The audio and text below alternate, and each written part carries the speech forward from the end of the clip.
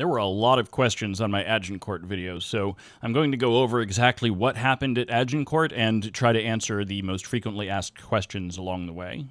First one to get out of the way, and I promise this is the only one that's off topic, is that your real eye color? Of course it's not. There's a pinned video where I talk about the colored contacts that I use on my channel.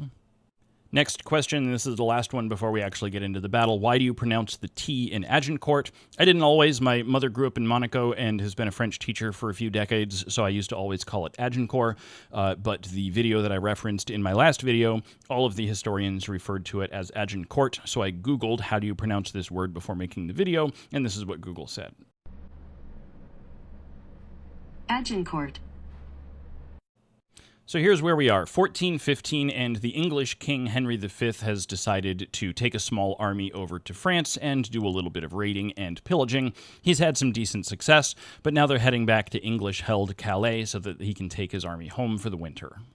The English are very tired and very hungry, so the French army easily overtakes them and places themselves between the English army and the coast. So these are the numbers that we're looking at. These numbers are highly debated, so I'm using the ones that Historia Civilis used because he's got the most credibility. So the French were looking at 2,400 cavalry, 7,600 infantry, 4,000 archers, and 1,500 crossbowmen. The English have no cavalry, 1,000 infantry, 5,000 archers, and 0 crossbowmen. And the English army wasn't this weirdly lopsided when they got into France. This is just what they have left. So the English want to get through the French in order to get to Calais, so the armies set up on either end of a field. It's just a grassy field with heavy tree thickets on both sides. The English set up a single line because they have no men, with the archers on the wings protected by spikes and the heavy infantry in the center. The French, having more men, are able to set up 3 lines. They put their archers and crossbowmen in the rearmost line, and their cavalry is in the front line on the wings as well. At this point, neither army wants to make the first move. The English are in a very good defensible position, but defensible positions are only defensible if people are attacking you, and the French don't want to move because they have reinforcements trickling in, and the French have plenty of food coming in as well, and the English don't, and winter is coming. But because the English are running out of food, they end up having to make the first move. The archers pull up their stakes, and the entire line, archers and infantry, begins to advance forward, and then they replace their stakes in such a position that the French front line is now in range of their archers. One of the questions I got a lot of was, would a long arcing bow shot make a difference versus this sort of straight-on shot? This is the only period when there might have been long arcing bow shots at the Battle of Agincourt.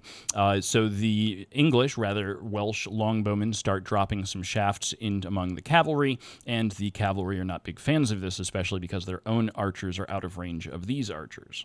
So the cavalry decides to advance, and as soon as they're in actual range of these Welsh bows, they take incredibly heavy arrow fire. So some of the units attempt to retreat while others continue to advance, and this starts creating a quagmire of mud in the middle of the field.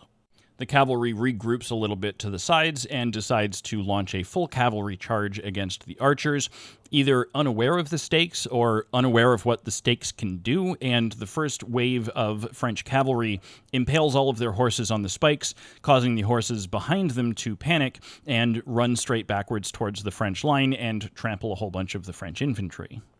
So then, still under heavy arrow fire, the French first and second lines regroup infantry, and they decide to advance, and the stakes that the English placed on the wings work just fine. They funnel the infantry towards their own heavy infantry in the center. Now, the French infantry still heavily outnumbers the English infantry, so they are slowly pushing their way forward, but these Welsh longbowmen have about 3 hours where they can shoot into the sides and backs of these infantry, and they help themselves. They have a grand old time, and then they use up all of their arrows, and they start grabbing swords and going in. It's not only so desperate that the archers are putting their bows down and picking up swords, but the English king actually gets involved in hand-to-hand combat and allegedly takes an axe blow to the side of his helmet. Oh, and keep in mind that this French infantry is trying to work its way through this horse soup that their cavalry has left for them. One of the French units attempts to withdraw slightly in order to regroup, and an English unit immediately pours into the gap. A lot of the French commanders were dead at this point, and it created pandemonium, and a lot of the French units began surrendering, whilst the others fled back towards their own line. At this point, the English send a letter to the French line that says, "Surrender or be destroyed," and then the English begin slaughtering their French prisoners. According to the English, this is because the French were advancing again and they didn't have enough men to protect the prisoners and their line at the same time. According to the French, it was a calculated tactic to attempt to intimidate the French. Regardless of the reason, it worked, and the French left, and the English went to Calais.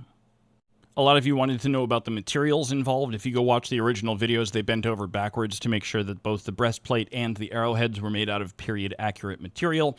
People also wanted to know if the speed of a charging knight combined with the impact of an arrow could possibly cause it to be more likely to penetrate the armor, and I suppose that's possible, but there wasn't a lot of, full gallop 40-mile-per-hour charges going on here. That in this sort of mud, that's just not what's happening. And regardless, the biggest impact that the archers had was on the French infantry anyway.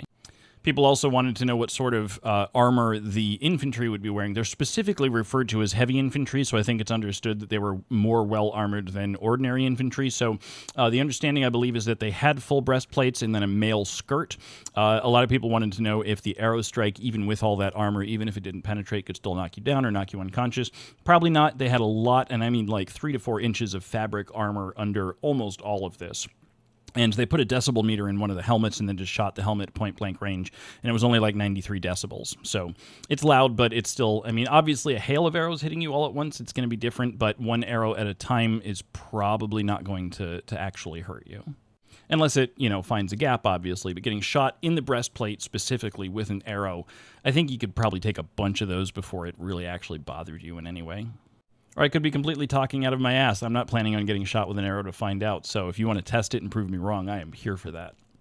Maybe I don't understand exactly the politics of the time, but I think the reason the French lost was because there was really no repercussions for them losing. I mean, the English were just trying to leave. It's not like the English were trying to take their capital or something. If the English lost, they would all be executed, including their king, and apparently, people cared about their kings back then, but still. The French really had nothing to lose by walking away from this battle. One thing people liked to bring up a lot was that the English longbowmen trained from childhood, as if that somehow makes a 185-pound bow shoot harder. It doesn't. It doesn't matter how strong you are. It doesn't matter how conditioned you are. If you can bend a 160-pound bow, you're going to be loosing those shafts with the exact same velocity. And I don't remember if I covered this already. CapCut deleted my first draft, so I'll just put it at the end so I can cut it off if I need to. But a lot of people seemed to think that these long arcing shots would somehow give the arrow more power when it hit. Nope. Physics says no. First of all, you've got wind resistance, so that arrow is slowing down the entire time. And even without wind resistance, the only way that gravity could cause it to come down with more force than it went up is if your target is at a lower elevation than you are. Also, I was not calling Joe Gibbs a voyeur, I was calling him a bowyer, that is, a maker of bows, because that's what he does. As far as military strategy, this marked the end of the medieval period, and marked the advent of projectile weapons really being used en masse in the battlefield. So 2 final things. I had a few people who said that at the Battle of Agincourt, the English loosed so many arrows into the air that it turned the sky black. Not this battle. Might have happened at some other battles, but not this one. They didn't shoot like that at this battle. Another thing, at least 5 of you said, I'm not gay, but what's up with your eyes? A lot of you asked about my eyes, but 5 of you decided to preface it by saying, I'm not gay. So,